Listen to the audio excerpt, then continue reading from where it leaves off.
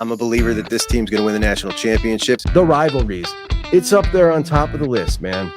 And if we allow them to devalue it, we lose a lot of what makes college football special. Don't let them do it. Don't let them devalue what it means to you. Hey, it's your friend Juck. After a crowded quarterback room in 2024 that included Will Howard, Devin Brown, Julian Sayin, Lincoln Kienholz, Aaron Nolan, we saw Will Howard head to the NFL, Devin Brown go out to Cal, Aaron Nolan transferred to South Carolina to back up Lenora Sellers for some reason. In the Ohio State quarterback room, currently just featuring third-year Lincoln Kienholz, second-year Julian Sayin, and true freshman Tavian St. Clair. Now, we knew the Buckeyes in the transfer portal were going to look for that fourth guy. Ryan Day always wants to have four dudes in that room, particularly when one of the guys he currently has is a true freshman. None of them have any starting experience. So we've seen guys like the Tristan Gebbias and Gunnar Hoax come in before. Ohio State has now found that dude.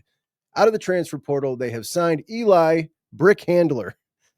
In any other case, I would love the name Brick Handler. That's a tough name, a bricklayer, a brick handler. I like it. But the jokes write themselves when this kid fumbles a snap.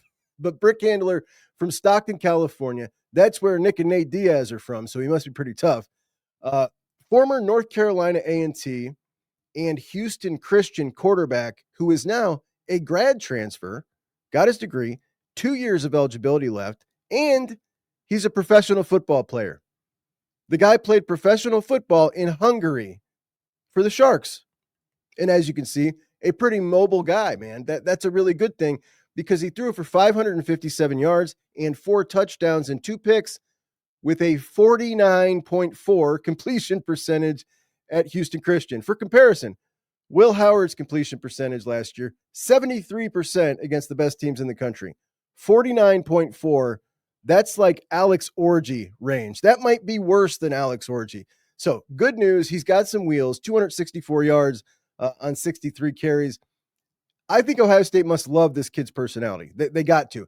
I'm trying to figure out what his angle is because he's obviously not coming in to be the starting quarterback or the backup quarterback or the third string quarterback. Maybe he wants to be a coach like Tristan Gebbia did. At any rate, the Buckeyes got another practice quarterback, another scout team quarterback.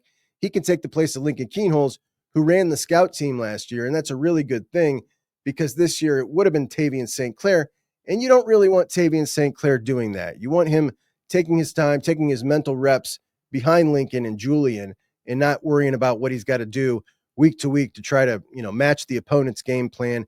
It's some work to be the scout team quarterback, and it's work that doesn't, correlate with what Ohio State's game plan is. So I'm sure he'll do that. Good thing that he's got some mobility for that job. Maybe he wants to come in and get the Billy Fessler, Ryan Day quarterback juice on him. That doesn't sound good.